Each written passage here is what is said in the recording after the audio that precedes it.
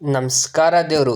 ಎಲ್ರು ಹೇಗಿದ್ದೀರಾ? ನಮ್ಮ ಅಣ್ಣ ಮನೆಗೆ ಫಂಕ್ಷನ್ ಇರೋದ್ರಿಂದ ಅಲ್ಲಿಗೆ ತಿಂಡಿ ತಿನ್ನಕ್ ಹೊರಟೆ. ನನ್ನ ಹೊಟ್ಟೆಗೆ ನಾನು ನೋಡ್ಕೊಂಡೆ, ಆದ್ರೆ ಆಕಳ ಹೊಟ್ಟೆಗೆ ನೋಡ್ಕೋಬೇಕು ಅಂತ ನಾನು ಸೀದಾ ಅಲ್ಲಿಂದ ತೋಟ ಕಡೆ ಹೊರಟೆ. ಅಲ್ಲಿಂದ 2 ಸಪ್ಪೆ ಕೊಯ್ಕೊಂಡು ಮನೆ ಕಡೆ ಹೊರಟೆ.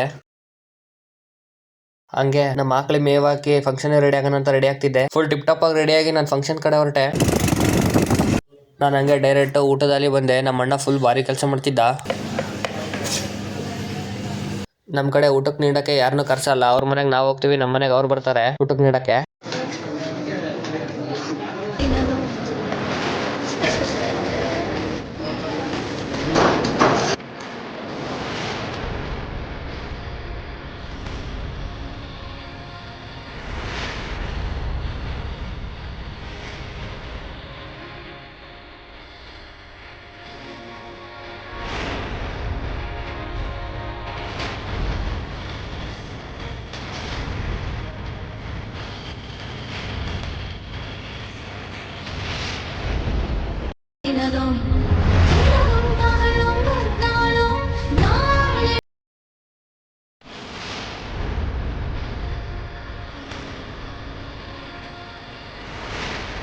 ಇವತ್ತೇನು ಕೆಲಸ ಮಾಡಿಲ್ಲ. ಫಂಕ್ಷನ್ ಅಲ್ಲಿ ದಿನ ಹೋಯ್ತು. ಬಂದು ನಮ್ಮ ಮಕ್ಳಿಗೆ ಔಷಧಿ ಹಾಕಿದ್ವಿ. ಇದಾಗಿತ್ತು ಇವತ್ತಿನ ದಿನಚರಿ.